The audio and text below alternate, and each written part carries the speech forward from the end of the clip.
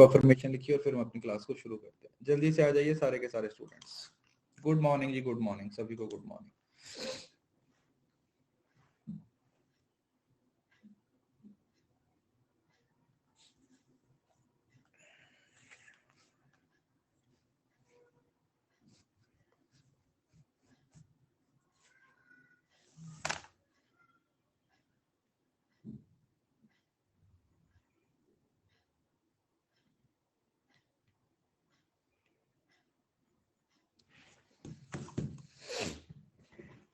जी जी, नमस्ते नमस्ते नमस्ते, गुड मॉर्निंग जी, गुड मॉर्निंग सभी को।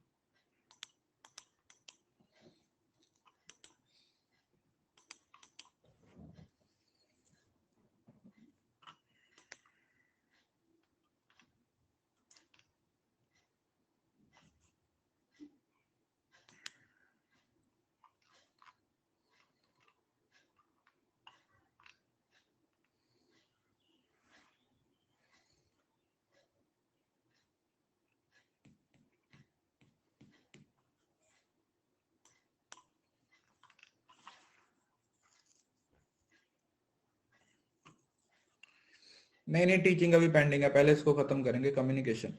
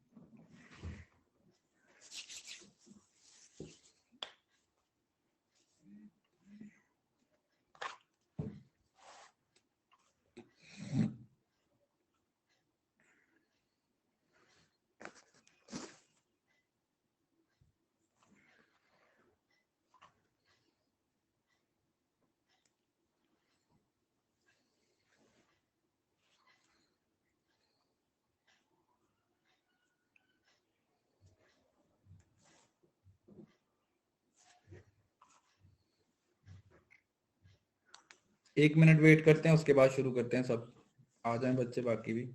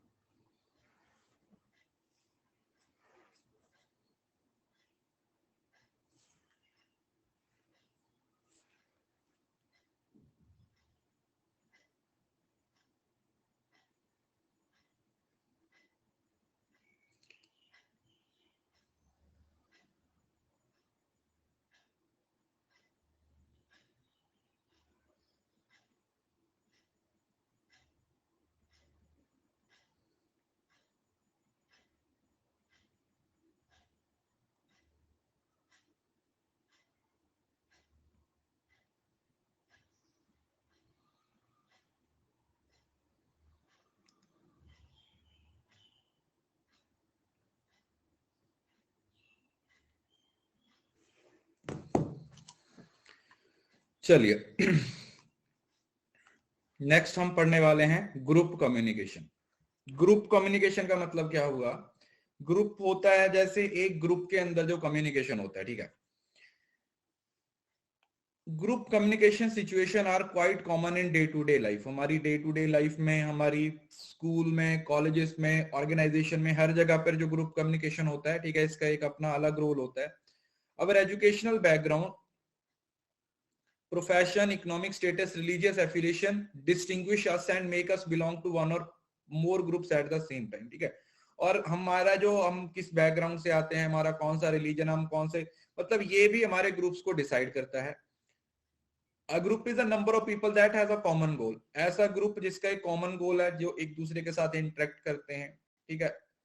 Large majority us do not live alone, we consequently live in groups, all kind of groups. क्यों, ठीक है, हम आइसोलेटेड होकर नहीं रह सकते, हम अकेले नहीं रह सकते, तो इसका मतलब हम एक ग्रुप्स का पार्ट बनते हैं और उन ग्रुप्स में जाते हैं और ग्रुप्स के अंदर हम कम्युनिकेशन करना पसंद करते हैं। ग्रुप में बी ऑफ टू टाइप, दो तरीके के ग्रुप आपके हो सकते हैं, एक होते हैं प्राइमरी ग्रुप और एक होते हैं सेकेंडरी ग्रुप। प्राइमरी ग्रुप में वो लोग होते हैं जो आपके इंटीमेट होते हैं, जिनके साथ आपके पर्सनल रिलेशन होते हैं, ठीक है, जो फेस टू फेस लगातार हम बात करते रहते हैं। जैसे फर्स्ट प्राइमरी ग्रुप में क्या आ जाएंगे, ठीक है, जैसे आपकी फैमिली आ गई या और आपके क्लोज फ्रेंड्स हो गए, ठीक है, आपके रिलेटिव्स, जो इस तरीके के हैं, जो रेगुलर कांटेक्ट में रहते हैं और रेगुलर क्या होते रहते हैं, मिलते रहते हैं। It is a degree of intimacy or social distance rather than physical distance which is determine the primary group। The family is considered as primary group, ठीक है। आप अपनी फैमिली का पार्ट हो, तो जो आपकी फैमिली है वो क्या है, वो आपकी एक कौन सा ग्रुप है, फैमिली है, वो आपकी एक प्राइमरी ग्रुप है, ठीक है, क्योंकि उसमें आप लगातार इंटरेक्शन करते हो, लगातार आप इंटरेक्ट करते हो अपनी फैमिली के साथ, वो आपका कौन सा प्राइमरी ग्रुप बनता है। उसके साथ जैसे आप प्ले ग्रुप्स हो गया, किंगशिप ग्रुप हो गया, लेबर ग्रुप्स हो गया, कुछ इस तरीके के ग्रुप्स होते हैं वो वाले। और सेकेंडरी ग्रुप होते हैं जो फॉर्मल और इम्पर्सनल हो जाते हैं, जैसे डेमोग्राफी के अरेंजमेंट के बेसिस पे हो सकता है, कोई कॉमन कॉन्शियसनेस हो सकता है, आप जिम वगैरह में जा रहे हो ना, आप आपने कोई एसोसिएशन ज्वाइन कर रखी है, ठीक है, आप किसी रोटरी क्लब का पार्ट बने हुए हो, वहां पर जो ग्रुप्स बनते हैं तो वो आपके कौन से बनते हैं, वो आपके सेकेंडरी ग्रुप बनते हैं। किंगशिप तो वो होते हैं ना, जो किंग्स वगैरह का होता था ना पुराने टाइम पे, बाकी सारे सेकेंडरी ग्रुप में आते हैं, ठीक है। फैमिली वाले जिनको आप रेगुलर मिलते हो, जिनके साथ आप रेगुलर इंटरेक्शन करते हो, वो आपके प्राइमरी ग्रुप का पार्ट बनते हैं। एक सेकेंड,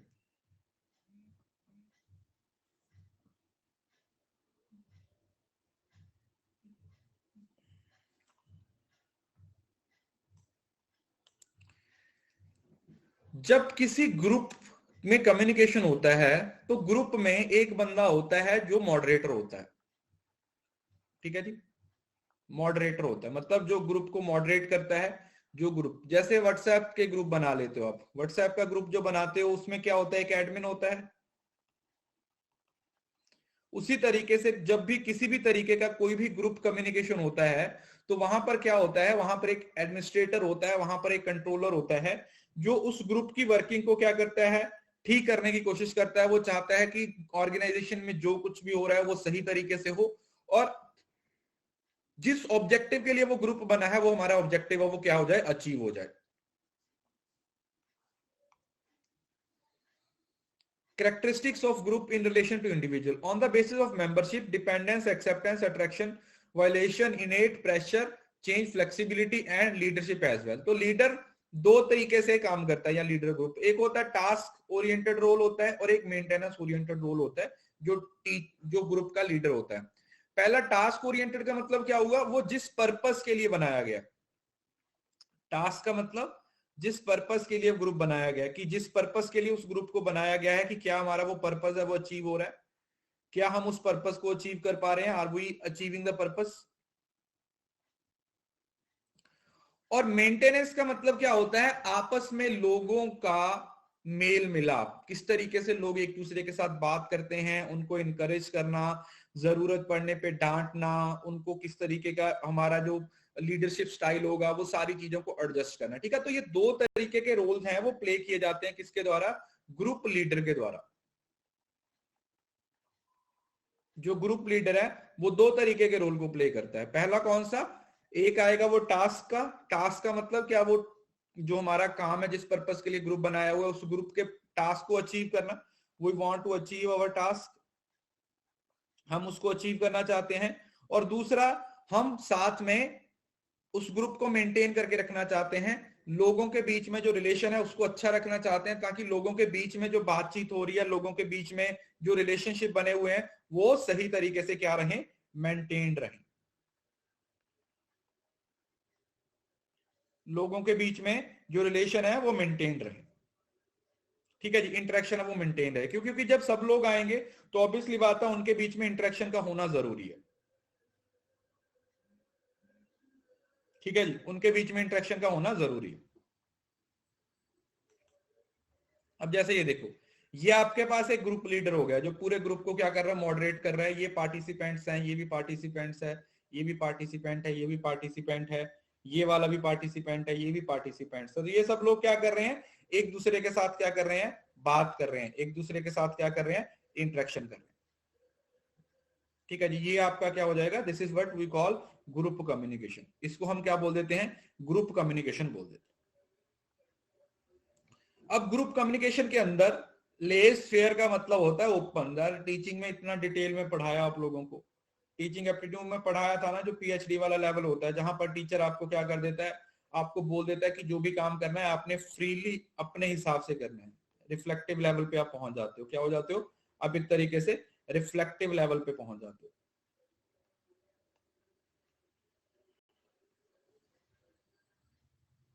आप रिफ्लेक्टिव लेवल पे पहुंच जाते हो। तो ग्रुप के अंदर एक तो पॉजिटिव इंटरडिपेंडेंस रहेगी, लोग एक दूसरे के साथ पॉजिटिवली मतलब एक दूसरे के साथ इंटरेक्ट करेंगे, एक दूसरे पे डिपेंड करेंगे। इंडिविजुअल और ग्रुप अकाउंटेबिलिटी, ठीक है, एक इंडिविजुअल अकाउंटेबिलिटी होती है और एक ग्रुप की अकाउंट। मतलब अगर मैं किसी ग्रुप का पार्ट हूं तो एक मेरी पर्सनल रिस्पॉन्सिबिलिटी रहेगी, और दूसरी मैं उस ग्रुप का पार्ट हूं तो उस ग्रुप के प्रति भी मेरी क्या रहेगी, एक अकाउंटेबिलिटी रहेगी। इंटरपर्सनल और small group skills, face to face promoting interaction, group processing. और इसमें बहुत सारे फैक्टर्स होते हैं। देखो ग्रुप में जब एक ग्रुप बनता है ना, तो उसमें ऐसा नहीं कि एक ही तरीके के लोग होंगे, ठीक है, वो अलग अलग जेंडर, अलग अलग एज, अलग अलग एजुकेशन, इकोनॉमिक, समझ रहे हो ना, क्योंकि ग्रुप में ऐसा तो है नहीं कि एक ही तरीके के लोग रहेंगे। उस ग्रुप में कुछ एजुकेटेड लोग होंगे, कुछ अनएजुकेटेड लोग होंगे, कुछ बहुत बहुत ज्यादा रिच होंगे, कुछ हो सकता है पुअर हो, तो बहुत ज्यादा डाइवर्सिटी आप लोगों को वहां पे देखने को मिलती है, ठीक है जी। उसमें क्या होती है, एक डाइवर्सिटी आपको देखने को मिलती है, तो उसके बेसिस पे कई बार ग्रुप्स में बहुत सारे कन्फ्लिक्ट्स भी हो जाते हैं। तो इस बात का ग्रुप मॉडरेटर को ध्यान रखना पड़ेगा कि भाई इस डाइवर्सिटी से कुछ पॉजिटिव निकाला जाए, ना कि इससे क्या हो जाए, कुछ नेगेटिव हो जाए। The careful balance of interaction in dyad no longer exist in the group communication, ठीक है। हम एक इंटरेक्शन होनी जरूरी है, नेगेटिव नहीं होना चाहिए, उसको एक पॉजिटिव सेंस में लेके जाना चाहिए, ठीक है। मतलब डाइवर्सिटी जितनी मर्जी हो, बस उस डाइवर्सिटी को हम एक पॉजिटिव सेंस में यूज करने वाले हैं।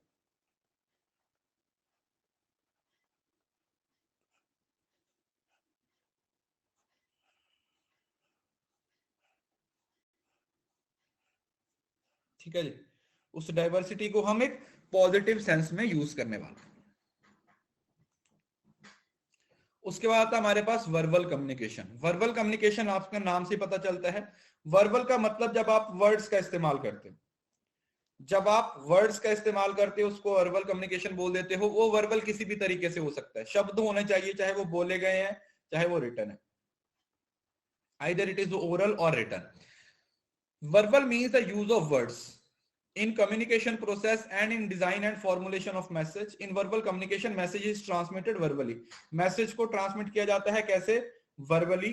और इसमें कीवर्ड यूज किया जाता है किस, keep it short and simple. हम कम्युनिकेशन जो हमारा है उसको शॉर्ट एंड सिंपल रखना चाहते हैं, keep it short and simple. ये इसकी क्या है, एक्रोनम है इसका, ये निमोनिक है। क्योंकि वर्ड है, देखो शब्द है, उनको आप जितना कंसाइज रखोगे, जितना प्रिसाइज रखोगे, जितना उसको स्मॉल रखोगे, उतना सामने वाले के लिए समझना उसके लिए जरूरी हो जाता है, मतलब उसके लिए इजी हो जाता है, ठीक है। अगर आप बहुत लिख देते हो तो मतलब घुमा फिरा के लिखने का मतलब ही नहीं बनता, ठीक है। आप टू द पॉइंट बात लिखिए। It means communication with words, written और स्पोकन, ठीक है। वर्बल कम्युनिकेशन में स्पीकिंग, लिसनिंग, राइटिंग, रीडिंग और थिंकिंग आ जाता है। जैसे ये बोलता है कि जो हम 100% कम्युनिकेशन करते हैं ना, उसमें जो वर्बल है उसकी इंपॉर्टेंस कितनी होती है, 35% है, और नॉन वर्बल की कितनी हो जाती है, 65%। ठीक है जी। जो वर्बल कम्युनिकेशन है उसकी इंपॉर्टेंस 35% और नॉन वर्बल की 65%। ठीक है, ये आगे भी आएगा। एक 38 5 55 वाला एक और भी कंसेप्ट आता है, 8 38 55 वाला, वो मैं अभी आपको आगे पढ़ाऊंगा। मेहराबियन मॉडल है, मेहराबियन मॉडल है, ठीक है, उसको हम आगे पढ़ेंगे कि मेहराबियन मॉडल में उसने किस तरीके से चीजों को रिप्रेजेंट किया हुआ है। अब जो मैसेज है, अगर आप उस मैसेज को डिलीवर करना चाहते हो, ठीक है, if you want to deliver the message, देखो बहुत सिंपल सी बात समझने की कोशिश करो। जब आप उस मैसेज को डिलीवर करना चाहते हो वर्बली, कैसे? वर्बली। अगर मैं उस मैसेज को वर्बली डिलीवर करना चाहता हूं, मतलब शब्दों का इस्तेमाल करना चाहता हूं, तो मैं दो तरीके अपना सकता हूं। या तो मैं लिख सकता हूं या मैं बोल सकता हूं, है ना। या तो मैं उस चीज को लिख सकता हूं या फिर मैं उस चीज को बोल सकता हूं। Simple, either can I speak और राइट।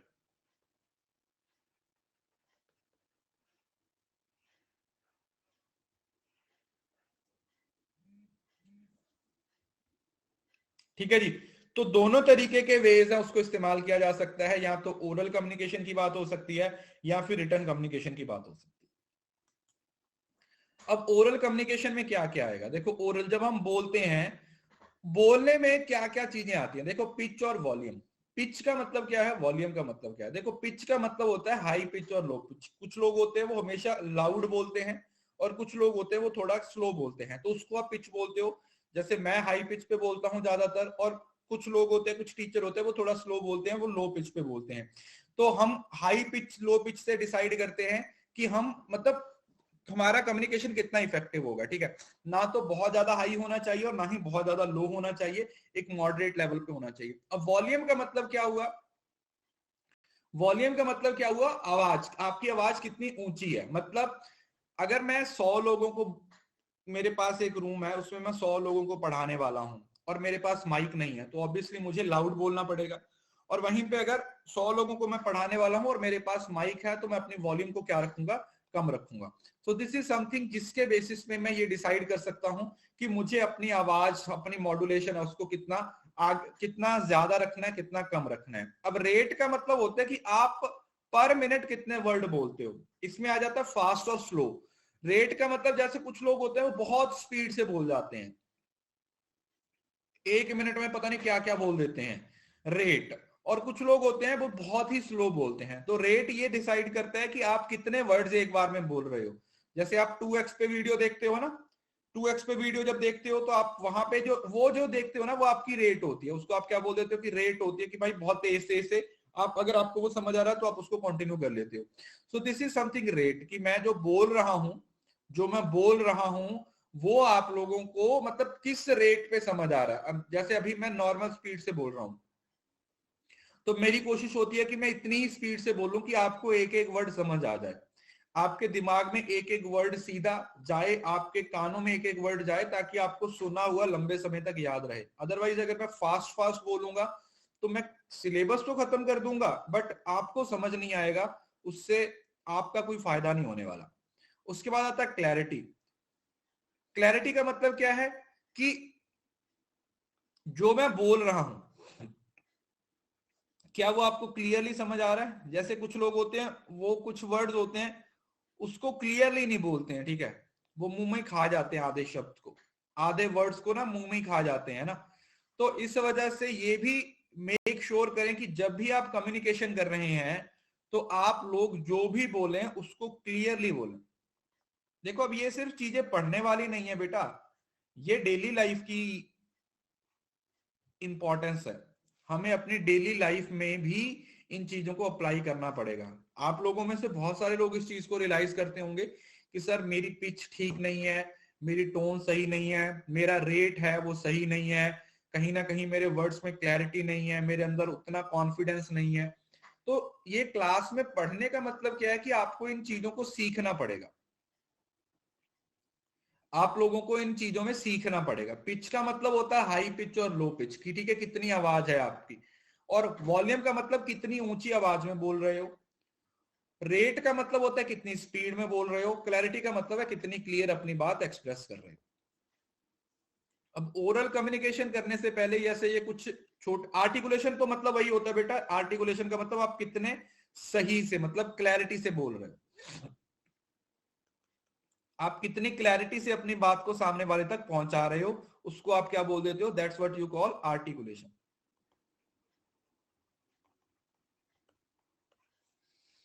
कि एकदम क्लैरिटी से एकदम सही तरीके से आप अपनी बात को सामने वाले तक पहुंचा रहे हो, ठीक है, एकदम क्लैरिटी से आप अपनी बात को सामने वाले तक पहुंचा रहे हो। उसके बाद जैसे ओरल कम्युनिकेशन है, इसमें लिखा हुआ है कि ओरल कम्युनिकेशन को आप कैसे इंप्रूव कर सकते हो। जैसे प्रैक्टिस इन अ मिरर, ये तो मैंने आपको कम्युनिकेशन की सबसे पहली क्लास में आपको बोला था, जब कुछ बच्चों ने पूछा था कि सर कम्युनिकेशन को इंप्रूव करना चाहते हैं तो उसके लिए क्या करें। मिरर में बोलोगे तो वो सबसे बेस्ट है, मतलब उससे बेस्ट तरीका कोई है ही नहीं दुनिया में। कोई भी आप, या तो फिर आप खेतों में चले जाओ, अगर आप गांव में रहते हो, फसलों को सुनाओ अपने भाषण, वो भी सही है। नहीं तो फिर वहां पे नहीं जा सकते तो आप अपने घर में शीशे में देख के तो बोल ही सकते हो, कम से कम अपने आप को तो बर्दाश्त कर ही सकते हो ना, समझ रहे हो ना। ऐसा तो नहीं है कि सर शीशे में इस वजह से नहीं देखते क्योंकि हमें डर लगता है, ऐसा तो नहीं है कोई क्लास में। थोड़ा मेकअप कर लिया करो, थोड़ा लगा लिया करो, जो आपके 15-20 चीजें होती है मुंह पे लगाने वाली, मेरे को तो नाम भी नहीं पता, तो पहले 10 मिनट मेकअप कर लिया करो, उसके बाद कर सकते हो। स्पेल क्लियर एंड कंसाइज या प्रिसाइज, जो भी बोल रहे हो बहुत सही तरीके से। लड़के क्या करें, लड़कों को क्या ही डर लगेगा यार, तुम्हें तो देख के दुनिया को डर लगता है, तुम्हें अपने आप से डरने की क्या जरूरत है। बी अ गुड लिसनर, जैसे हमने कल की बात की थी कि अगर आप एक अच्छा स्पीकर बनना चाहते हो तो पहले आपको एक अच्छा लिसनर बनना पड़ेगा, है ना। अगर आप पहले किसी की बात को सुनोगे तभी आप अपनी बात को दूसरे वाले तक पहुंचा पाओ।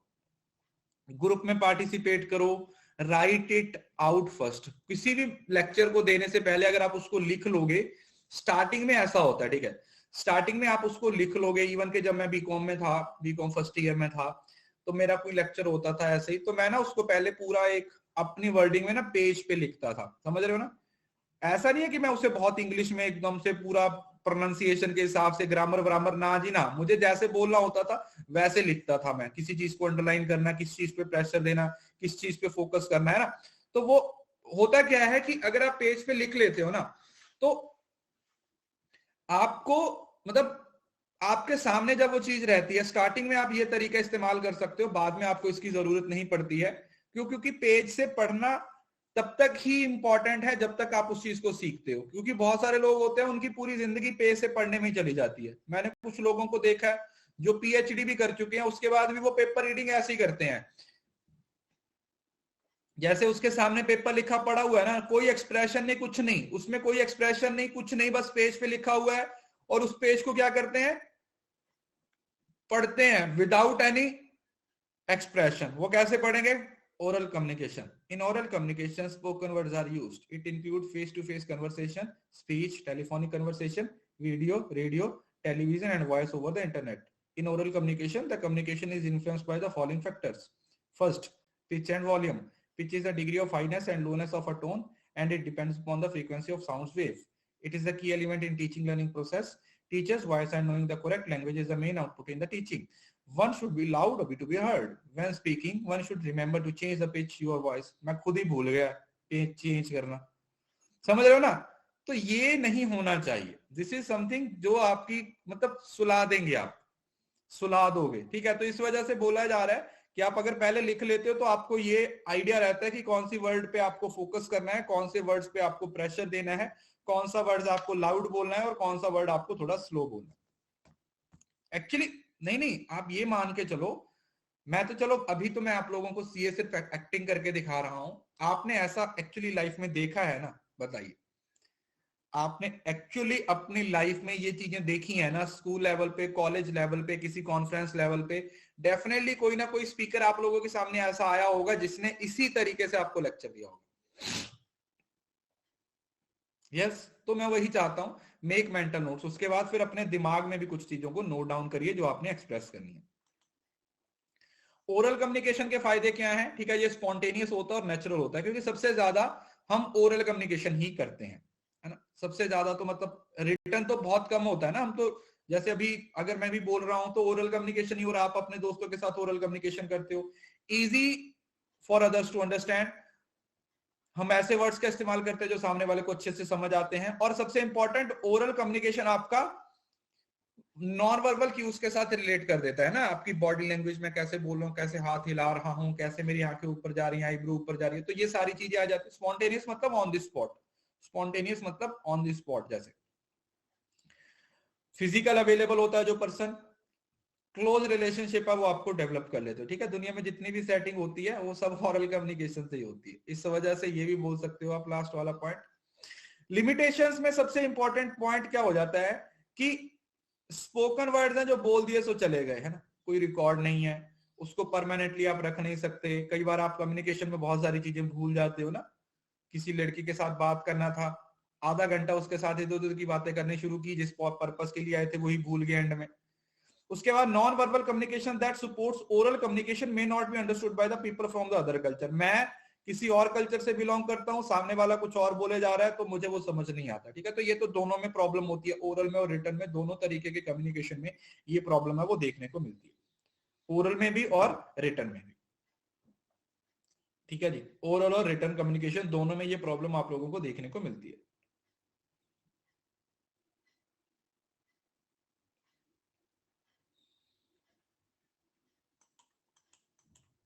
उसके बाद आता है रिटर्न कम्युनिकेशन। देखो रिटर्न तो हम इसको तो पढ़ाने का कोई खास मतलब बनता नहीं है। रिटर्न का मतलब जो लिख के, ईमेल हो, फैक्स हो, इंटरनेट हो, वेबसाइट हो, प्रपोजल्स हो, टेलीग्राम हो, फैक्स हो, टेक्स्ट हो, व्हाट्सएप हो, एडवर्टाइजिंग हो, न्यूज, सब कुछ, सारी चीजें जो लिख के आप प्रेजेंट करते हो। ठीक है जी, लिख के। और इसका सबसे बड़ा फायदा क्या है कि ये रिकॉर्ड रहता है। ठीक है, इसको आप एज एविडेंस इस्तेमाल कर सकते हो, इसको रिकॉर्ड की तरह हम यूज कर सकते हैं। तो ये रिटर्न कम्युनिकेशन होता है। अब इसमें क्या है, जैसे ईमेल है, मेमोज है, एम्प्लॉय मैनुअल्स है, फैक्स है, इंस्टेंट मैसेज, और ये ज्यादातर ना फॉर्मल होता है, मोस्टली फॉर्मल कम्युनिकेशन का पार्ट बनता है। जैसे ऑर्गेनाइजेशन के अंदर, है ना, ऑर्गेनाइजेशन में अगर कोई मीटिंग भी होती है ना, तो उससे पहले मीटिंग का एक आपको नोटिस आता है, उस पर आपको साइन करना पड़ता है कि ठीक है सर 1 बजे मीटिंग है, पहुंच जाइएगा, 1 बजे मीटिंग है सर, पहुंच जाइएगा। ऐसा होता था ना कॉलेज में, हमेशा यही होता था। मीटिंग तब होती थी जब आपका लंच टाइम होता था, खाना भी नहीं खाने देते थे, हमेशा लंच टाइम पे मीटिंग रखते थे, क्योंकि सब फ्री होते हैं, है ना, सब फ्री होते हैं, इनको लगता है हम तो बिल नहीं है, हमें कोई काम नहीं है।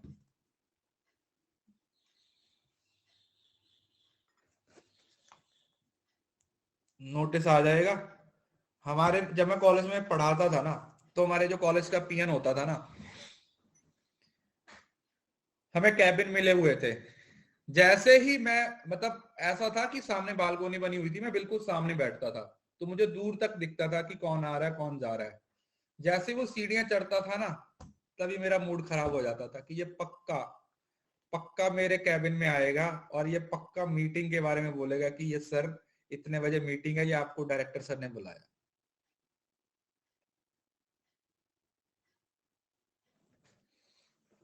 उसका चेहरा आज भी मेरी आंखों के सामने ऐसे घूमता रहता है, ऐसे ऐसे। तो ये रिटर्न कम्युनिकेशन है बच्चे, इसका रिकॉर्ड रखा जा सकता है। और इसमें देखो होता तो कुछ नहीं है। देखो जब ऐसा होता था ना, जब जब सब लोगों की मीटिंग होती थी ना, तब नहीं हम डरते थे, तब हमें कोई टेंशन नहीं होती थी कि सबको बुलाया, सबको बुलाया। और अगर अकेले को बुलाया होता फिर ऐसा होता था क्या कर दिया मैंने। सब पुरानी नई चीजें है ना, जितने भी कांड किए होते थे सब याद आने शुरू हो जाते थे। यार मैंने ये किया था, इसके लिए तो नहीं बोलेगा, अच्छा ये भी किया था यार, ये वाला तो नहीं पता चल गया उसे, अच्छा ये वाला तो नहीं पता चल गया। फिर एकदम से पुराने सारे कांड सामने नजर आने शुरू हो जाते हैं, इस वजह से।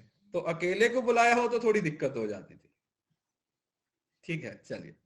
एडवांटेज क्या है रिटर्न को, देखो आप एडिट कर सकते हो, रिवाइज कर सकते हो फाइनल ड्राफ्ट भेजने से पहले, और ये एक ऑटोमेटिक रिकॉर्ड होता है, एवरी मैसेज का सेव किया जा सकता है। और रिटर्न कम्युनिकेशन है वो आपको, आप अच्छे से उसको अंडरस्टैंड कर सकते हो, और इम्पर्सनैलिटी आती है और ज्यादा ऑब्जेक्टिव होता है। ठीक है, क्योंकि इसमें रिलायबिलिटी थोड़ी ज्यादा हो जाती है। और इसमें क्या होता है, स्पॉन्टेनियस फीडबैक नहीं होती है जितना जैसे ओरल में होती है, इसमें टाइम ज्यादा लग जाता है। और communication is mixture of oral and written format, क्योंकि इसमें कोई ओरल कम्युनिकेशन का कॉन्टेक्स्ट नहीं होता। आपने पेज पे लिख दिया तो आपकी जो फीलिंग्स हैं, जो आपकी भावनाएं हैं, वो उतनी ज्यादा यूजफुल नहीं होती। ठीक है, किसी के पास आप शादी का प्रपोजल लेके जाओ, एक तो आप उसको पेज पे लिख के दे दो और दूसरा आप उसके सामने बोलो, तो जो बोलोगे उसकी ज्यादा इंपॉर्टेंस होगी, लिख के देने वाले की इतनी इंपॉर्टेंस नहीं होगी।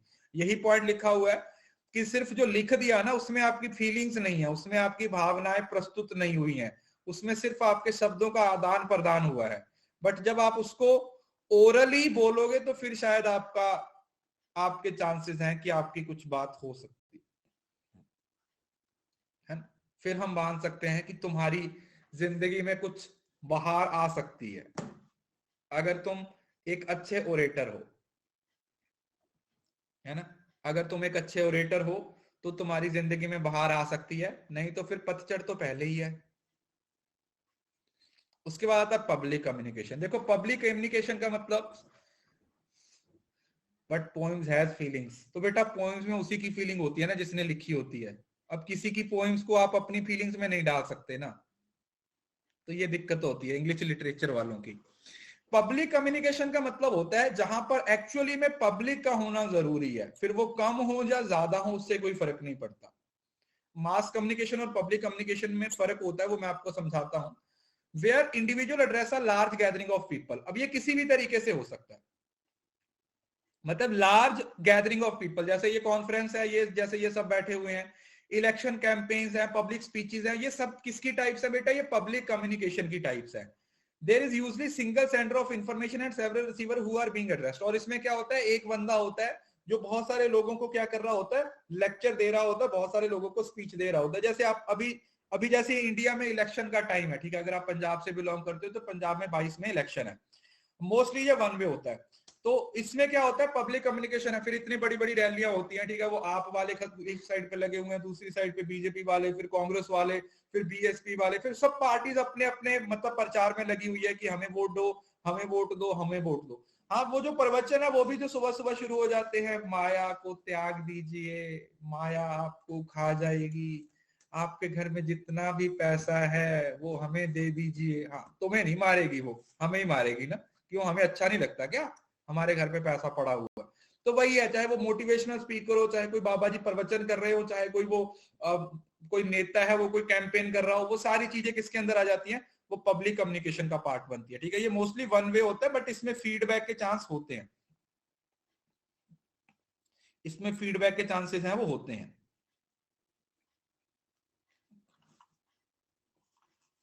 देखो इंडिया में कुछ नहीं हो सकता यार, लोग मतलब इतने ज्यादा इन बाबाओं के पीछे लगे हुए हैं, मतलब लोग इनको जागरूक करने के लिए क्या क्या नहीं करते हैं। मूवी सबसे बड़ा तरीका है, मूवीज।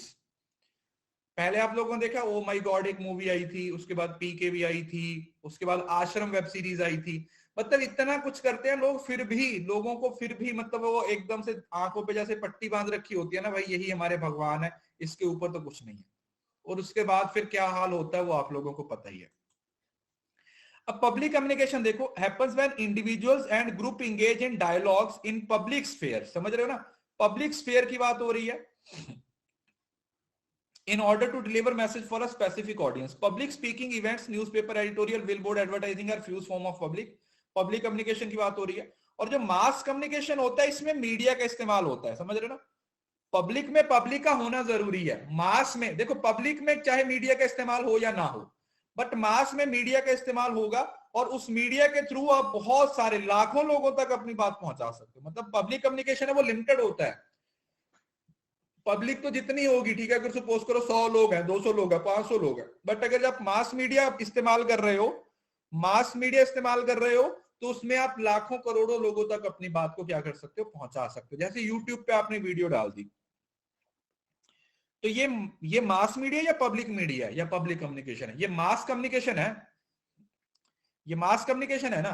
पब्लिक कम्युनिकेशन कब होगा, जब आप एक्चुअली में पब्लिक के साथ हो, पब्लिक के बीच में हो और अपनी बात उन तक पहुंचाने की कोशिश कर रहे हो, आप जब उन लोगों के पास अपनी बात पहुंचाने की कोशिश कर रहे हो।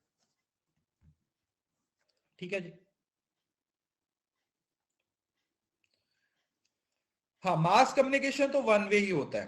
देखो इनमें फीडबैक होता नहीं है, बट आप ऐसा नहीं बोल सकते कि इसमें फीडबैक का चांस नहीं होता। देयर इज सम सॉर्ट कि यहां पर होता है कई बार आप फीडबैक दे सकते हो, बट 99% केस में हम ये मानते हैं कि यहां पर फीडबैक नहीं आई, कि यहां पर फीडबैक है वो नहीं आई।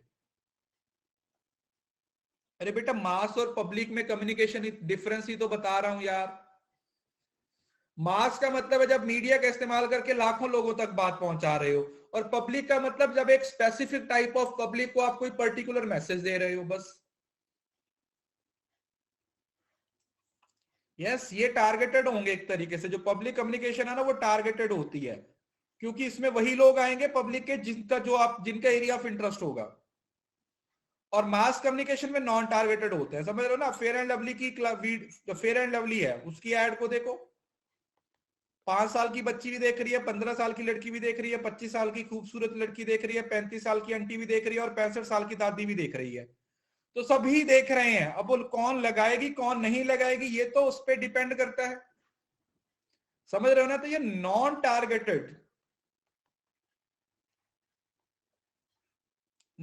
टारगेटेड ऑडियंस होती है। ठीक है जी। आई होप कि पब्लिक कम्युनिकेशन और मास कम्युनिकेशन का डिफरेंस है वो आप लोगों को समझ आ गया होगा। होते दोनों वन वे ही हैं बेटा, बेसिकली दोनों वन वे ही होते हैं, बट देर इज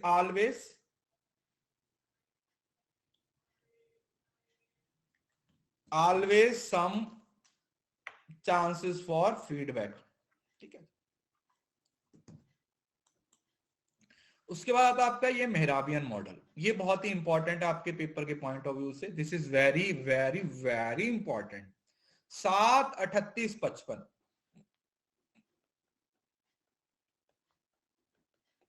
दोनों का तीनों का टोटल लगाओगे तो कितना बनेगा? तीनों का टोटल लगाओगे तो आपको बन जाएगा 6। कितना बन जाएगा? 6। देखो, मेहराबियन एक बंदा था, उसने बोला कि जो हम कम्युनिकेशन करते हैं ना बेटा, उसको 3 पार्ट्स में डिवाइड करते हैं। 7% इंपॉर्टेंस होती है जो आप शब्द बोल रहे हो, जो आप शब्दों का इस्तेमाल कर रहे हो, और 38% जो आपके वोकल्स हैं, आप उनको कैसे बोल रहे हो, जिसको आप पैरा लैंग्वेज भी बोल देते हो। और 55% का मतलब क्या है? जो आपकी बॉडी लैंग्वेज है। ठीक है जी। 3 चीजों की बात हो रही है। उसने बोला 7% मतलब जो आपके शब्द हैं, 38% उन शब्दों को कैसे बोल रहे हो, और 55% आपकी बॉडी लैंग्वेज कैसे उन शब्दों को सपोर्ट कर रही है। राइट, ऐसे समझ लो। ये 7% है, ये 38% है, और ये 65% है। 65 है, नहीं ज्यादा होगा ना, 55 है। 110 कर दिया था मैंने तो। उसने बोला ये हैं आपके शब्द, वर्ड्स, मतलब वर्बल, जो लिखा हुआ बोल रहे हो, उसकी इंपॉर्टेंस सिर्फ 7% होती है। 38% होते हैं आपके वोकल्स। वोकल्स का मतलब होता है हाउ हाउ यू स्पीक, कैसे बोल रहे हो। 38% इंपॉर्टेंस उसकी होती है। और 55% होती है विजुअल। विजुअल्स का मतलब जो दिख रहा है, जो तुम्हारा नाच हो रहा है, बॉडी लैंग्वेज।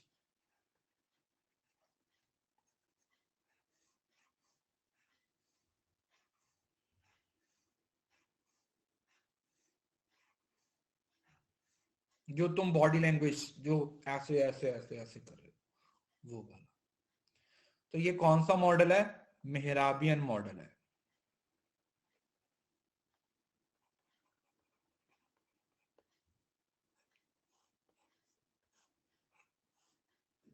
है ना?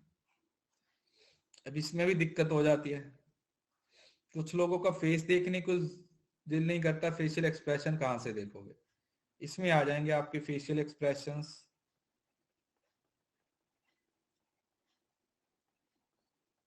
गेस्चर्स, बॉडी लैंग्वेज, मुझे लगता है आधे लोगों को तो बातें समझ ही नहीं आती है ना, दो चार लोग ही हा करते हैं, बाकी तो सुनने से हुए बैठे रहते हैं जैसे ठंड लग रही है इनको। विजुअल्स को हम काइनेटिक्स भी बोलते हैं। काइनेटिक्स बॉडी लैंग्वेज की स्टडी को बोलते हैं, काइनेटिक्स, है ना। मेरे को लगता है बाकी तो ना ऐसे सुनने से हुए बैठे हैं, ऊपर नीचे हर तरफ से इनको ना ठंड चढ़ी हुई है, तो ये बस ऐसे बैठे हुए हैं कि सर कुछ पूछ ना ले, एकदम सुन्न से हुए पड़े हैं। मोमबत्ती वगैरह लगाओ इनके आसपास, अंगीठी जलाओ, इनको थोड़ा सांस आए।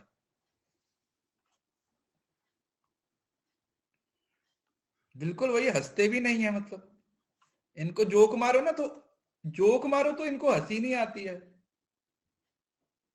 पता नहीं तो समझ नहीं आता है ना। कभी कभी मुझे लगता है या तो इनको समझ ही नहीं आता, एक्चुअली मुझे कभी कभी लगता है कि इनको समझ ही नहीं आता, इनका इनका जो कंसाइंस है ना उस लेवल तक पहुंचता ही नहीं है।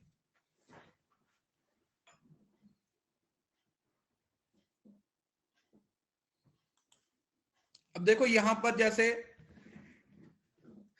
पिच, पिच का मतलब समझ रहे हो ना, highness and lowness of your voice, high pitch और लो पिच। जैसे मैं खुद बोलता हूं कि मैं हाई पिच पे बोलता हूं, है ना, मतलब मैं देखो मैं माइक यूज नहीं करता हूं कभी भी, इस वाली क्लास में मैं कभी माइक, आज तक मैंने माइक यूज नहीं किया, जबकि मेरे पास 6-7 माइक पड़े हुए हैं, मैंने कभी माइक यूज नहीं किया। उस बोर्ड वाली क्लास में माइक यूज करना पड़ता है क्योंकि उसका सिस्टम इस तरीके से होता है, तो मैं थोड़ा हाई पिच पे बोलता हूँ, ठीक है। अगर आप नॉर्मली भी सुनोगे मेरी क्लास तो आपको समझ आ जाएगी, मतलब अगर आप 8-10 फीट दूर भी सुनोगे ना तो भी आपको सुनाई दे ही जाएगा सर क्या बोल रहे हैं।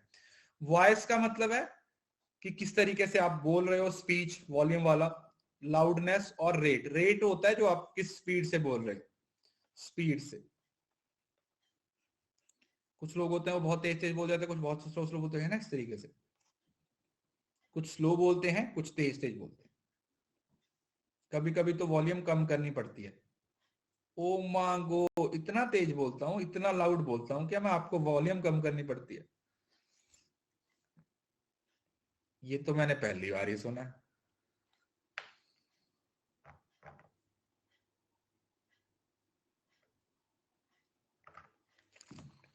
चलो कोई बात नहीं।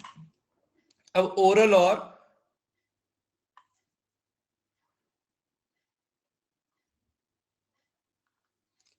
और रिटन कम्युनिकेशन में क्या फर्क होता है? ध्यान से समझिएगा, ध्यान से सुनना। ओरल कम्युनिकेशन, देखो, ओरल कम्युनिकेशन का मतलब क्या हुआ और रिटन कम्युनिकेशन का मतलब क्या हुआ, देखो। ओरल का मतलब exchange of ideas, information and message through spoken words is oral communication. जब आप स्पोकन वर्ड्स के थ्रू अपनी बात बोलते हो, बोलना, बोलो, बोलो। और रिटर्न में जब आप उसी चीज को लिखते हो, लिखो, कॉपी पे लिखो। और ये होता है word of mouth, word of mouth, तुम्हारे बिना ब्रश किए हुए मुंह से निकलने वाले शब्द। हेल्प ऑफ टेक्स्ट, जब आप लिख देते हो, जब आप लिख देते हो, जब आप लिख देते हो। लिटरेसी, बोलने के लिए पढ़ा लिखा होना जरूरी नहीं है, बट लिखने के लिए पढ़ा लिखा होना जरूरी है। ओरल में ट्रांसमिशन स्पीड ही होता है, अभी बोल दिया सामने वाले तक पहुंच गया, बात खत्म।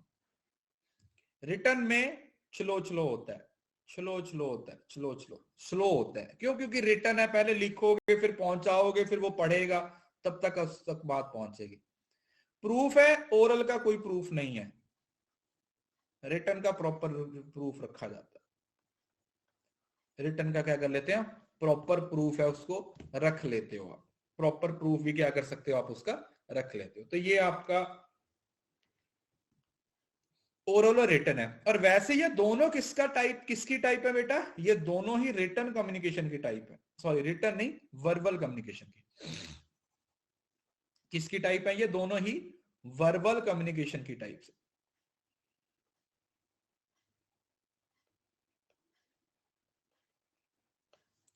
किसकी टाइप है? ये वर्बल कम्युनिकेशन की टाइप है।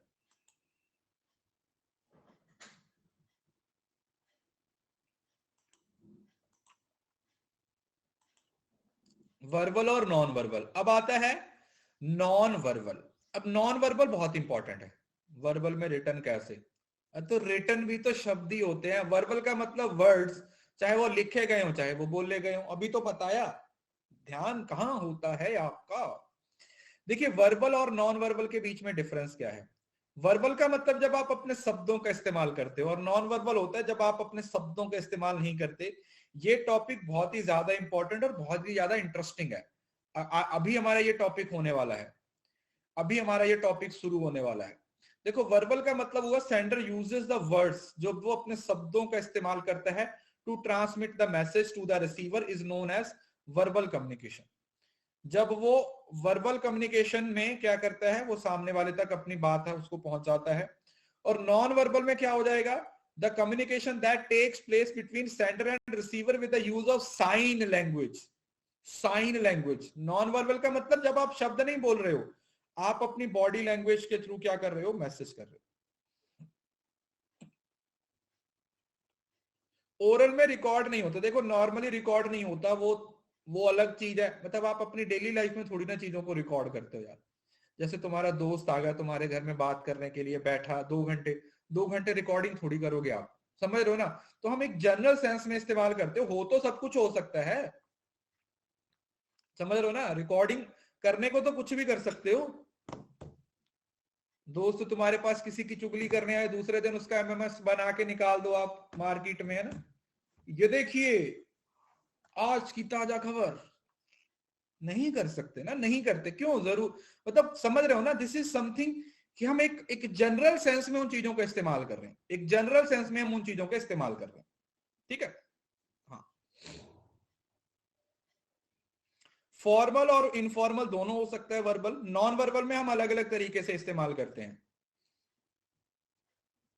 इसमें क्रोनोमिक्स होता है, टाइम की स्टडी। वोकलिक्स होता है जैसे आप कैसे बोल रहे हो। हैप्टिक्स होता है हाथों से टच की स्टडी को बोलते हैं। काइनेसिक्स होता है बॉडी लैंग्वेज। प्रॉक्सिमिक्स होता है डिस्टेंस की स्टडी। आर्टिफैक्ट होता है आपकी अपीयरेंस की स्टडी, कि आप दिखने में कैसे हो। जैसे अपने अगर आपने काला कोट पहन रखा है तो उससे पता चल जाएगा ना कि आप जज हो, जज नहीं वकील हो। काला कोट है तो वकील हो, सफेद कोट पहना हुआ है तो डॉक्टर हो, है ना। आर्मी की ड्रेस पहनी है तो आपको पता चल जाएगा कि ये फौजी होगा। ये सब आगे पढ़ेंगे, ठीक है। इनकी ये टाइप्स हैं वो आगे आने वाली हैं। These types will come. इसको आप अब आगे आप देख सकते हो। टाइम कंज्यूमिंग नॉन वर्बल नहीं होता। नॉन वर्बल थोड़ा टाइम कंज्यूमिंग होता है। क्यों? क्योंकि नॉन वर्बल को ना समझने में थोड़ी दिक्कत होती है। इसको ना थोड़ा समझने में दिक्कत हो जाती है, सामने वाले ने क्या इशारा किया, समझ रहे हो ना। इस इशारों के चक्कर में बहुत सारे लोगों की पिटाई भी हो जाती है ना। क्योंकि हमें पता नहीं चलता कि सामने वाला जो एक्सप्रेशन दे रहा है उसका मीनिंग क्या है ना। समझ रहे हो ना। जैसे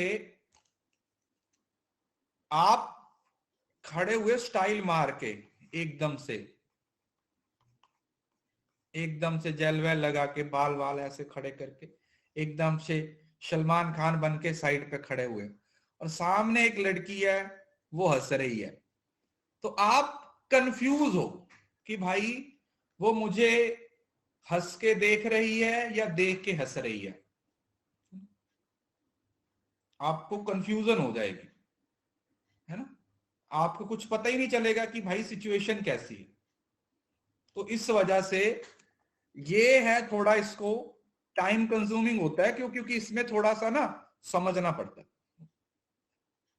हैपन्स रॉन्ग मैसेज। देखो वर्बल में तो, देखो ये लिखा हुआ है ना, वर्बल में तो जो शब्द आपने बोल दिया उसका तो मीनिंग कोई गलत नहीं निकालेगा ना, बट जो आपकी बॉडी लैंग्वेज बोल रही है उसका मीनिंग बहुत ही अलग अलग निकाल लेते हैं, ठीक है जी। आजकल तो आप लोगों को पता ही है कि किस किस तरीके के इशारे, किस किस तरीके की बॉडी लैंग्वेज यूज होती है। जब से ये टिकटॉक आया तब से तो पूछो ही मत। तब तो हर घर में से एक डांसर निकल रहा है। मतलब लोग डांस कर करके, नाच के अपने आप को इन्फ्लुएंसर समझ रहे हैं। पीछे एक गंदा सा गाना चल रहा है, उसके ऊपर आगे ठुमके लगा रहे हैं और अपनी प्रोफाइल में लिखा हुआ है इन्फ्लुएंसर। तो ये इन्फ्लुएंस कर रहे हो तुम। मतलब ये इन्फ्लुएंस कर रहे हो। वो सरोजनी से जाके 500 रुपए में छह टी शर्ट लेके आके है और पूरा हफ्ता उसी को चलाते हैं और लोगों को लगता है पता नहीं 6 दिन से अलग अलग टी शर्ट पहन रहा है भाई, ये नहीं पता 500 की सारी आ गई। अगली बार जाएंगे 400 रुपए वापस लेके कि सारी टी शर्ट वापस करके नई ले आएंगे। समझ रहे हो ना? तो मतलब ये ज्यादातर इसका मीनिंग है वो थोड़ा अलग निकलता है नॉन वर्बल का, तो इसको समझना काफी ज्यादा इंपॉर्टेंट हो जाता है। टू वे कम्युनिकेशन और वन वे कम्युनिकेशन, अब ये भी एक इंपॉर्टेंट एस्पेक्ट है जिसको समझना हमारे लिए काफी जरूरी है। पहले तो आप ये बताइए कि इसमें से इफेक्टिव कौन सा है, टू वे या वन वे?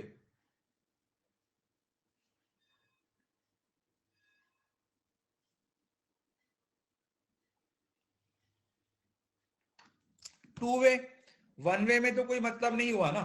जैसे वो बंदा बोलता है ना, किसी ने पूछा भाई तू एक लड़की को पसंद कर रहा था, तेरी शादी की बात चल रही थी, क्या हुआ? बोला कुछ नहीं, 50% शादी हो गई। बोला वो कैसे? बोला मैं तो मान गया, लड़की नहीं मान रही। ये तो वन वे हो गया ना, तो इफेक्टिव कहां से हुआ? तो टू वे का मतलब क्या हुआ, जब आप फीडबैक को कंसीडर करते हो, एक साइड से दूसरी साइड से, दूसरी साइड से इस साइड पे। So two way communication is more accurate than one way communication. Two way communication है वो ज्यादा एक्यूरेट होता है। One way communication is inaccurate as there is no system. One way communication में कोई खास सिस्टम नहीं होता।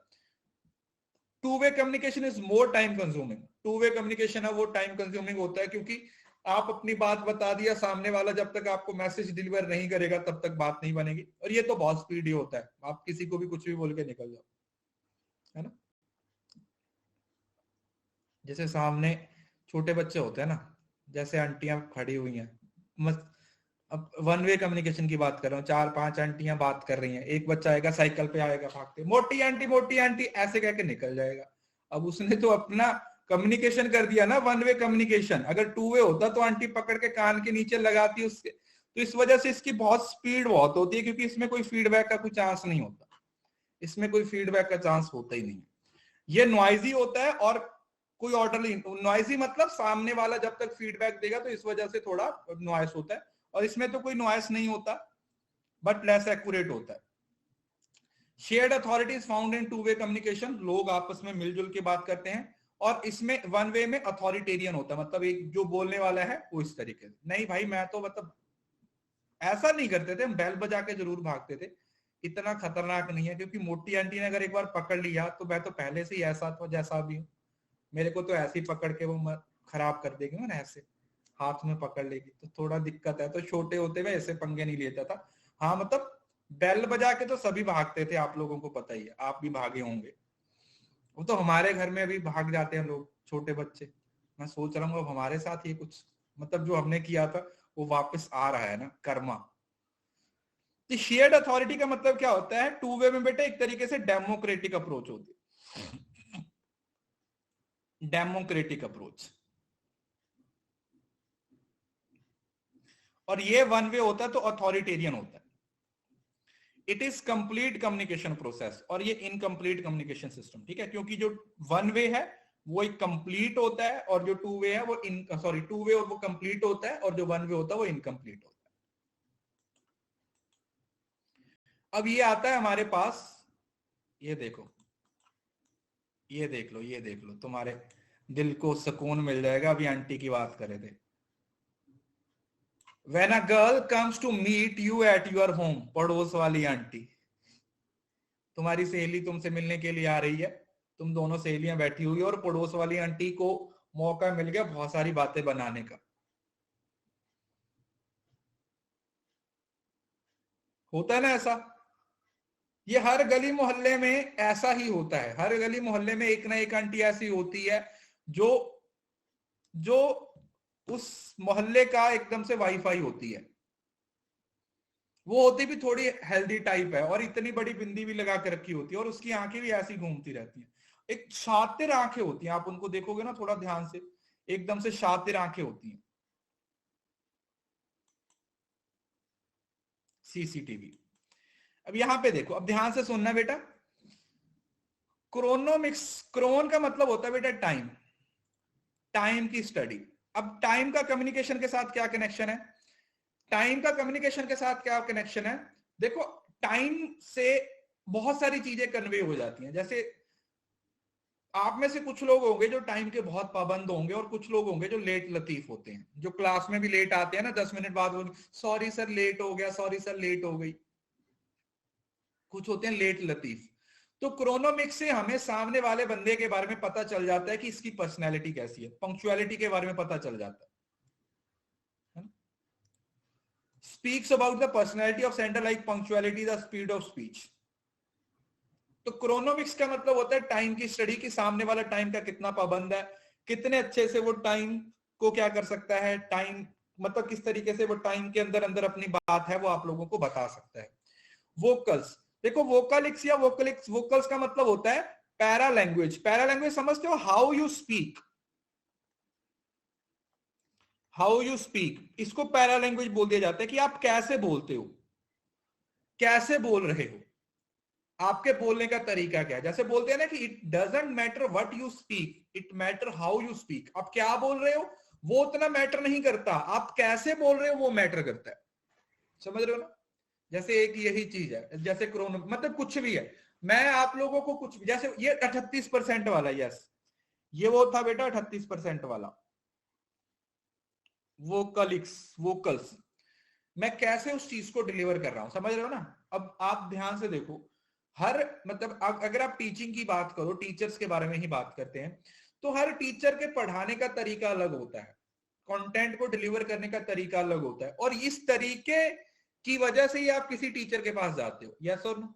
ऐसा तो नहीं है कि कोई मैडम है वो बहुत खूबसूरत है तो आप उसकी क्लास लेना शुरू कर दोगे, अगर उसे पढ़ाना ही नहीं आता तो उसकी खूबसूरती का आप क्या करोगे? समझ रहे हो ना?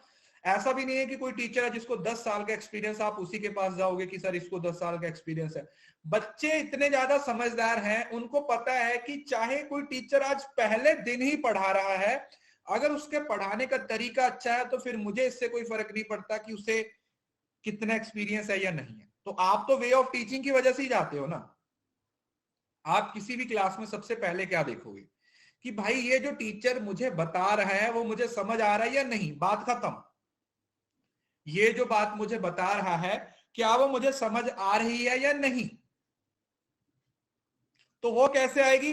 वो वोकालिक्स से आएगी, वो पैरा लैंग्वेज से आएगी कि मैं किस तरीके से उस कंटेंट को क्या कर रहा हूं बेटा, डिलीवर कर रहा हूं। How I am delivering the content, मैं उस कंटेंट को किस तरीके से डिलीवर करता हूं।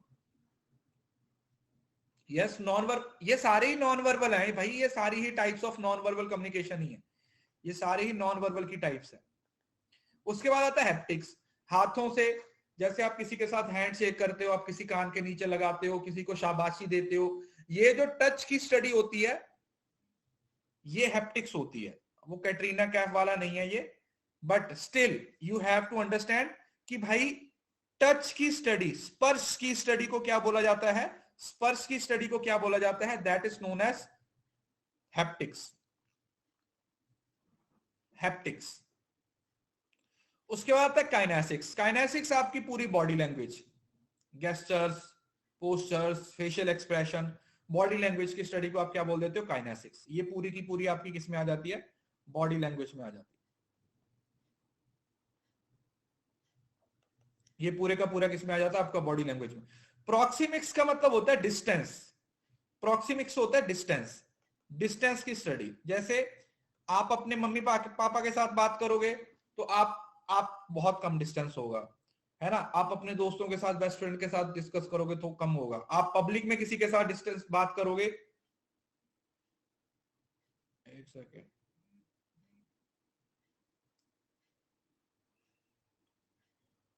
लो जी, ज्योग्राफी वालों का, सोशोलॉजी वालों का पेपर की डेट आ गई है 4-5 जनवरी।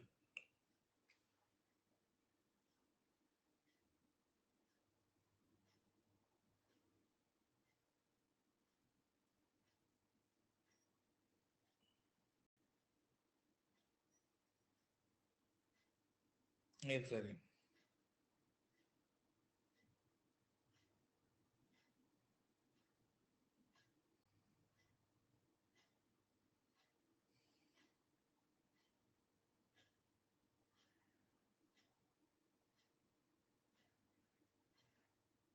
शेयर कर देते हैं ये भी, एक सेकेंड।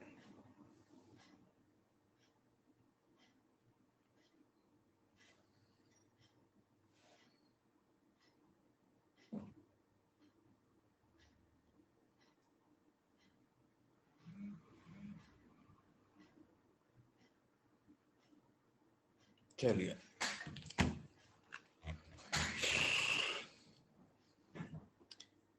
जून तक जाएगा आपका तो कंफर्म है। अब इस हिसाब से तो आपका एग्जाम है वो जून तक ही जाएगा बेटा। अब ये तो कंफर्म हो ही गया है कि आपका एग्जाम जून में ही जाएगा। नहीं, रिजल्ट आपका जनवरी में आ जाएगा, कंफर्म है। रिजल्ट लेट नहीं होगा, क्योंकि जो जिन लोगों का एग्जाम हो चुका है ना, उनके रिजल्ट बन चुके हैं। जिन लोगों का रिजल्ट, जिनका मतलब उनके पेपर चेक हो चुके हैं, तो रिजल्ट में कोई दिक्कत नहीं आएगी। हो सकता है 15 जनवरी तक ही आपका रिजल्ट निकाल दिया जाए। बट चलो उसके बारे में छोड़िए, आगे बढ़ते हैं। आर्टिफैक्ट, आर्टिफैक्ट होता है किसी बंदे की अपीयरेंस। अपीयरेंस, अपीयरेंस देखते हो ना, जैसे कोई बंदा दिखने में कैसा लग रहा है, जैसे बताया था ना। सोशियोलॉजी का भी आई थिंक 4 या 5 कोई है, इसको चेक कर लीजिएगा। आर्टिफैक्ट का मतलब है कि कोई बंदा दिखने में कैसा है, वो अपनी ज्वेलरी कैसे, जैसे कुछ लोग होते हैं ना, वो मतलब दो तरीके के लोग होते हैं। कुछ लोग होते हैं ना जो बहुत ही ज्यादा फंकी शंकी से देख अपने आप को रखते हैं ना, ठीक है, गले में चेन डाली है, हाथ में 3 मतलब 4 रिंग डाल रखी हैं, बहुत सारे ब्रेसलेट डाल रखे हैं, जो बहुत ही अजीबोगरीब सी लुक बनाने की कोशिश करते हैं। और कुछ लोग होते हैं वो मिनिमम चीजों को रखते हैं, ठीक है, जैसे बहुत कम, कुछ बिल्कुल सिंपल तरीके से क्या करते हैं, मतलब रहना पसंद करते हैं। तो वो डिपेंड करता है कि आपकी अपीयरेंस कैसी है, और उसके बेसिस पे हमें पता चल जाता है कि इस बंदे का लाइफस्टाइल कैसा है, इस बंदे की क्लोथिंग कैसी है। और इसमें वो भी बात आ जाती है, डॉक्टर वाले कपड़े पहन रखे हैं तो आप डॉक्टर कैसे पता चलेगा। अगर आप डॉक्टर हो तो आपके डॉक्टर वाले कपड़े होंगे, अगर आप वकील हो तो वकील वाले कपड़े होंगे। तो इस तरीके से ये जो बात हो रही है वो इसके अंदर आ जाता है। ये पिच हो गया। टेम्पो सर्विस रेट ही होता है, ठीक है, टेम्पो भी बोल देते हैं उसको, रेट भी बोल देते हैं। प्रोक्सीमिक्स होता है बेटा डिस्टेंस। ये आएंगे अभी, ठीक है, ये सब डिटेल में पढ़ेंगे अभी। इसी को आगे डिटेल में पढ़ने वाले हैं, टेंशन मत लो। अभी कहाँ क्लास खत्म हो गई क्या? अभी तो बहुत पढ़ना है, एक सेकंड वेट करो, मैं पीपीटी निकाल लूं।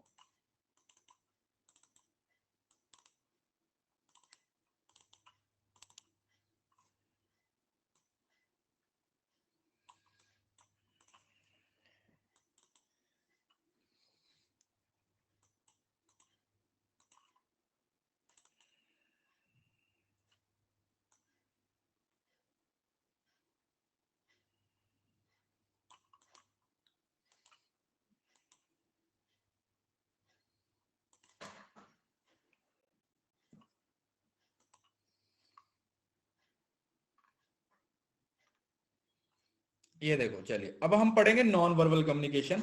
अभी हमारा जो पूरा आगे का लेक्चर होने वाला, आधे पौने 2 घंटे 3-4 घंटे का जितने का भी होने वाला है, उसमें हम नॉन वर्बल कम्युनिकेशन को पढ़ने वाले हैं।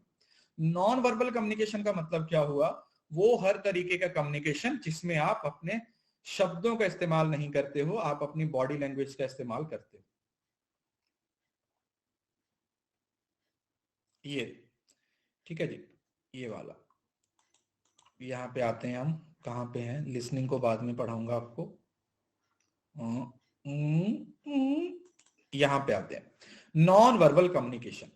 नॉन वर्बल कम्युनिकेशन का मतलब क्या हुआ बेटा? नॉन वर्बल कम्युनिकेशन का मतलब होता है कम्युनिकेशन विदाउट वर्ड्स।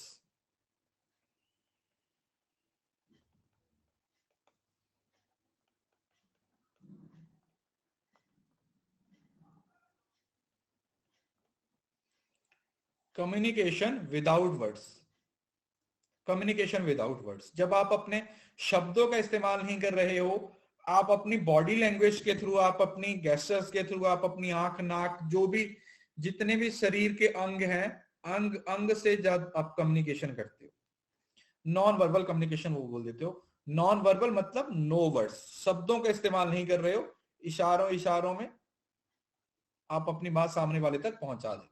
ठीक है, जब आपको अपना नंबर लिख के नहीं देना पड़ता, आप याद करवा देते हो, उसी को हम नॉन वर्बल कम्युनिकेशन बोल देते हैं। उसी को हम क्या बोलते हैं? उसी तरीके के कम्युनिकेशन को हम क्या बोलते हैं?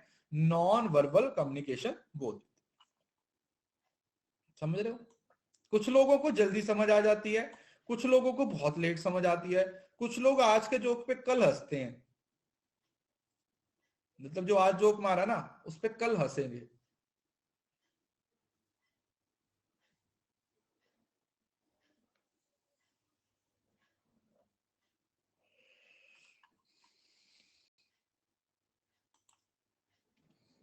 Non-verbal communication without the use of spoken or written words. Non-verbal communication includes gestures, facial expressions and body positions, body language. Body language और इसको kinesics भी बोल देते हैं, as well as unspoken understanding and presupposition and cultural environment. और ये जो words होते हैं ना वो हर culture में अलग अलग इनका मीनिंग होता है, समझ रहे हो ना। जैसे अगर मैं हमारे पंजाब के कल्चर की बात करूंगा तो वहां पर किसी वर्ड का अलग मीनिंग होगा, है ना।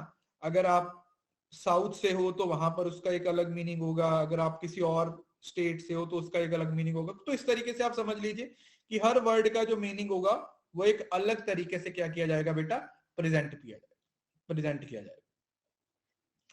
Non-verbal communication is the process of conveying meaning without the use of words, either spoken or written. In the other words, written any communication made between two or more persons through use of facial expression, hand movements, body language और postures, gestures ये सब इसी में आ जाता है।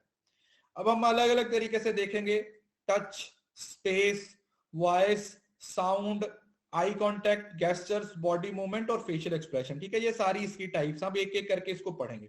देखो proxemics मैंने आपको बताया था, स्पेशियल डिफरेंस, डिस्टेंस, दो लोगों के बीच में कितना डिस्टेंस है उससे आप क्या कर सकते हो, आप गैस कर सकते हो कि उनका रिलेशन क्या होगा, है ना।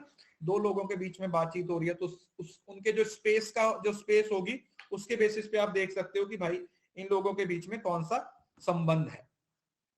काइनेसिक्स का मतलब body parts, body language.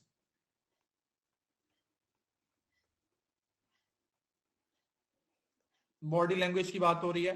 Haptics, reactions to touch, touch की स्टडी, कौन सी स्टडी, टच की स्टडी। और physical appearance, clothing, skin colour etcetera, है ना। Oculesics, use of eyes in communication, ये मेरा फेवरेट होता है, आप अपनी आंखों का इस्तेमाल कैसे करते हो। ठीक है, मुझे लगता है शायद सबसे ज्यादा मैं अपनी आंखों का इस्तेमाल करता हूं। ओकुलिक्स का मतलब होता है जब आप अपनी आंखों का इस्तेमाल करते हो, आंख मारना नहीं बेटा, आंखों, आंख सिर्फ मारने के लिए नहीं होती, आंखों के और भी बहुत सारे काम होते हैं। अगर किसी को आंख मारोगे तो आगे से आंख के जो मेन काम है वो भी बंद हो जाएंगे, समझ रहे हो ना। अश्लील हो तुम, अश्लील, ऐसी बातें नहीं करते। वोकलिक्स, वॉइस एनिमेशंस, जो मैंने आपको बताया था कि आप कौन सी बात को कैसे बोल रहे हो, जो बोलने वाली, मतलब एक तो ये कि आप क्या बोल रहे हो, क्या बोल रहे हो और उसको कैसे बोल रहे हो, जो कैसे बोल रहे हो वो ज्यादा मैटर करता है। और ऑल्फैक्टिक्स, सेंस ऑफ स्मेल, कई बार स्मेल से भी कम्युनिकेशन हो जाता है। जैसे आप आए अपने घर पे, आपने अपनी एक्टिवा साइड पे लगाई, जैसे ही आप अपने घर पे गए आपने देखा ओ माय गॉड खीर की स्मेल आ रही है, आप अपनी मम्मी के पास बोले मम्मी खीर बनी थी मुझे भी खानी है, तो आपकी मम्मी बोलती है बेटा थोड़ी सी बनाई थी मैंने खा ली है, सिंक में बर्तन पड़े हैं जाके साफ कर दे। अब कम्युनिकेशन तो हो गया, कम्युनिकेशन तो हो गया ना सेंस से कि आज खीर बनी थी, बट तुम्हारे लिए नहीं बनी, तुम्हारे लिए नहीं बनी, तुम्हारा काम तो एंड में जाके बर्तन साफ करने वाला ही है, तुम तो लास्ट में जाके क्या करोगे बेटा, बर्तन ही साफ करोगे।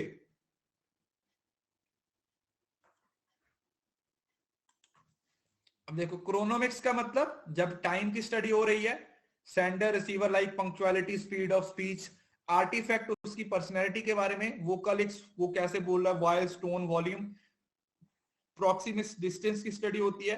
हैप्टिक्स का मतलब होता है एक्सप्रेशंस, बॉडी लैंग्वेज, सॉरी हाथों का टच से, टच जैसे गुड टच और रॉन्ग टच के बारे में बता रहा है ना। जैसे छोटे बच्चे होते हैं उनको गुड टच और बैड टच के बारे में सिखाया जाता है जब वो छोटे होते हैं कि कौन सा गुड टच होता है और कौन सा बैड टच होता है, तो ये हैप्टिक्स का पार्ट बनता है। काइनेसिक्स किसका पार्ट बनता है, it is a study of body language of a person, इसमें गेस्चर्स, इसमें पोस्चर्स, इसमें फेशियल एक्सप्रेशन, ये सारी चीजें इसका पार्ट इसके अंदर आ जाती हैं। काइनेसिक्स होगा body language of a person, gestures किस तरीके से वो अपनी बात करता है। देखो जैसे इस फोटो को ध्यान से देखो, ये देखो ये काइनेसिक्स, ये देखो अंडरटेकर ऐसे गुस्सा आ रहा है उसे एकदम से, ये पर्सनल एक्सपीरियंस इसका, ये बाल खड़े हुए हैं। फिजिकल इन्वायरमेंट, ये देखो इसने क्या कितना कचरा कर रखा है, ये देखो ये इधर फोन पे बात कर रही है, हाउ माई हेल्प, क्रोनोमिक्स, ये टाइम भी देख रही है कि कब टाइम होगा, और ये देखो ये बोलिए कि चलो चलते हैं, हैप्टिक्स का मतलब, और ये vocals, how may I help you today, इस तरीके से। तो ये इसमें 7 तरीके के अलग अलग जो नॉन वर्बल कम्युनिकेशन है उसको एक अलग अलग तरीके से यहां पर प्रस्तुत किया गया है।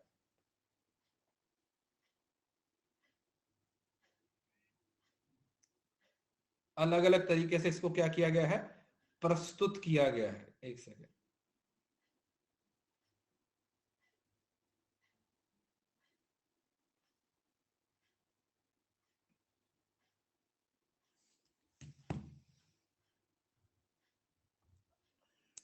हाँ अब नॉन वर्बल के फंक्शंस, अब भाई इसको बहुत ध्यान से समझना, ये वाला बहुत ही इंटरेस्टिंग टॉपिक है और इसको समझना बहुत ज्यादा जरूरी है क्योंकि बच्चे इसमें बहुत कंफ्यूज रहते हैं। एक्सेंटिंग, एक्सेंटिंग का मतलब होता है जब आप किसी पर्टिकुलर चीज पे फोकस करते हो। When you put accent on it, you create emphasis, making the item stand out by amplifying it. जैसे कुछ वर्ड पढ़ा रहे हैं तो उसमें से किसी पर्टिकुलर चीज पे स्ट्रेस दिया जाता है कि आपका ध्यान पर्टिकुलर इस चीज पे आए। किसी वर्ड को आप किस तरीके से प्रोनाउंस कर रहे हैं, जैसे मैं बोलता हूं कि बच्चे मैं 25 से 31 तक छुट्टी पे रहूंगा, तो आपका पूरा ध्यान किस पे गया कि सर 25 से 31 तक क्लास नहीं लेने वाले। Stamping, increasing volume, moving forward और स्लोइंग डाउन, तो ये जब किसी पर्टिकुलर चीज पे एक्सेंट होता है, एक्सेंट का मतलब होता है उस चीज पे प्रेशर दिया जाता है, उसको आप एक्सेंटिंग बोल देते हो। और एक्सेंटिंग का ऑपोजिट क्या होता है बेटा, मॉडरेटिंग, जब किसी चीज पे आप ध्यान नहीं देना चाहते,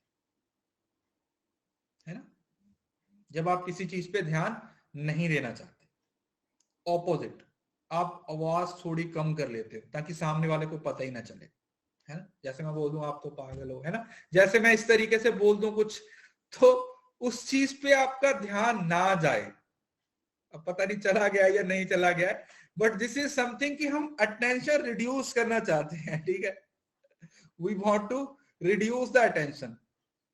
चला गया, चलो ये तो मैं ऐसे मजाक मजाक में बोला था, दिल पे मत ले लेना सर, हमने सुन लिया है। तो समझ रहे हो ना, एक्सेंटिंग का ऑपोजिट क्या हो जाएगा बेटा, मॉडरेटिंग हो जाएगा। मॉडरेटिंग का मतलब क्या होता है, जब आप किसी चीज से, किसी बंदे का ध्यान है उसको क्या करना चाहते हो, साइड पे करना चाहते हो कि उस बंदे का ध्यान इस पर्टिकुलर चीज पे ना जाए, उसका ध्यान हटाना, उसको आप क्या बोल देते हो, उसको आप मॉडरेटिंग बोल देते हो। बेटा ये नॉन वर्बल में आते हैं, मतलब these are the types of non verbal. Non verbal, non verbal, समझ रहे हो ना, चाहे वो बोल रहा है बट ये जो तरीके हैं वो नॉन वर्बल के ही इस्तेमाल किए जा रहे हैं, ठीक है जी। कॉम्प्लीमेंटिंग, कॉम्प्लीमेंटिंग का मतलब होता है all speech is parallel by non verbal that align with complement. Complement करने का मतलब क्या हुआ बेटा कि आपके वर्बल और नॉन वर्बल क्यूज एक ही मीनिंग निकाल रहे हैं, एक दूसरे को कॉम्प्लीमेंट कर रहे हैं। When talking about sad things, lower the head and using a sad tone. When seeking the sight being animated in the body. समझ रहे हो, जैसे मैं बोलूंगा अब तो मैं छुट्टी पे जा रहा हूं, तो मैं खुशी खुशी बताऊंगा कि मैं छुट्टी छुट्टी पे जा रहा हूं। और अगर मैं बोलूं यार कल मेरी 5 क्लासेस हैं, है ना, तो 5 क्लासेस को मैं ऐसे प्रेजेंट करूंगा कि आपको, समझ रहे हो ना, ऐसा नहीं है कि मैं छुट्टी पे जा रहा हूं, ऐसे थोड़ी बोलूंगा, या मैं कल मेरी 5 क्लासेस हैं, अरे भाई 5 क्लासेस के बाद क्या हाल होता है पता है, समझ रहे हो ना, दिस इज समथिंग कॉम्प्लीमेंटिंग, जो आपके शब्द बोल रहे हैं वही आपकी बॉडी लैंग्वेज को बोलना चाहिए। अगर आपके शब्द ये बोल रहे हैं कि ऐसा होना चाहिए तो ऐसा होना चाहिए, और अगर आपकी बॉडी लैंग्वेज ये बोल रही है कि ऐसा होना चाहिए तो आपकी बॉडी लैंग्वेज को भी आपके शब्दों को कॉम्प्लीमेंट करना चाहिए,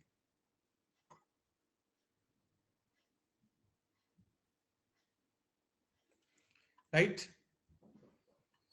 सब्स्टिट्यूटिंग का मतलब होता है, सब्स्टिट्यूटिंग का मतलब होता है जब आप अपने शब्दों को रिप्लेस कर देते हो नॉन वर्बल क्यूज से, है? शब्दों की बजाय आप नॉन वर्बल क्यूज को इस्तेमाल करते हो, रिप्लेस कर देते हो, रिप्लेस कर देते हो। जैसे आप ऐसे बोल दिया है ना, आप ऐसा बोल दिया तो मतलब एक तो आप ऐसा बोल दोगे बाय, है ना, एक तो या तो आप बाय बोलोगे या फिर आप इस तरीके से यूज करोगे, है ना। दिस इज समथिंग कि रिप्लेस कर देते हो। सब्स्टिट्यूट करने का मतलब जब रिप्लेस कर दिया जाता है किसको, आपके वर्बल क्यूज को नॉन वर्बल क्यूज के साथ, that is substituting, that is replacement. Non verbal में चेंज कर देना। शैल वी, आईब्रो, जैसे टीचर बोल देते हैं ना बाहर जाने के लिए, है ना। क्लास में कभी बाहर गए, इज्जत से नहीं बेइज्जती से, बताना। कभी टीचर ने बहुत ही, गए नहीं, तुमने तो जिंदगी नहीं जी यार। कॉलेज स्कूल में क्या करने गए थे अगर ये नहीं किया।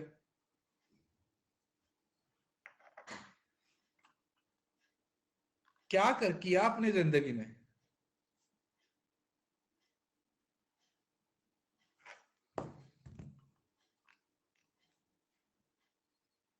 तुम्हारी जिंदगी का कोई मीनिंग नहीं है अगर तुम क्लास में कभी बाहर नहीं गए।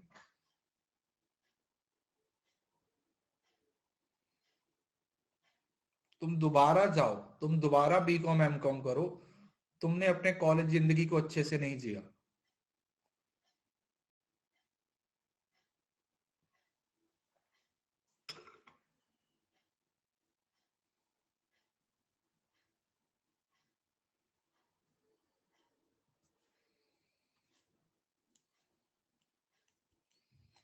अकेले में तो ज्यादा मजा आता है ना, ग्रुप हो तो फिर ग्रुप में भी अच्छा रहता है, मगर अकेले जाते हो ना एकदम फिर बादशाह वाली फीलिंग आती है कि अच्छा सर मैं ही जा रहा हूँ, चलो फिर ऐसे बाद में दोस्तों को बाय, बाहर मिलते हैं ना, हम तो जाते जाते ऐसे ही बोल जाते हैं पीपल के पेड़ के नीचे आ जाना 5वें पीरियड में, ना ऐसे होता है। तो ये होता है सब्स्टिट्यूटिंग, जहां पर आप क्या करते हो, आप सब्स्टिट्यूट कर देते हो अपने वर्ड्स को नॉन वर्बल क्यूज के साथ। कॉन्ट्राडिक्टिंग का मतलब होता है जब आपके शब्द कुछ और बोल रहे हैं बट आपकी बॉडी लैंग्वेज कुछ और बोल रही है। ठीक है जी, जब आपके वर्ड्स तो कुछ और बोल रहे हैं, आपकी बॉडी लैंग्वेज कुछ और बोल रही है ना।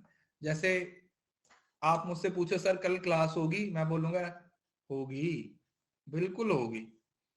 अब मैंने आपको अपने शब्दों से तो बोला कि होगी, बट जो मेरी बॉडी लैंग्वेज है या जो मैं सर को ऐसे हिला रहा हूं उससे आपको क्या लगा कि नहीं होगी। आप थोड़ा कंफ्यूज हो गए हो, आप क्या हो गए हो, थोड़ा कंफ्यूज हो गए हो, है ना। आप कंफ्यूज हो गए हो क्योंकि जो मैंने बोला उसका मीनिंग कुछ अलग है, जो आपको समझ आया उसका मीनिंग कुछ अलग है। अब आप दोनों चीजों में कंफ्यूज हो गए, अब आप दोनों चीजों में कंफ्यूज हो गए।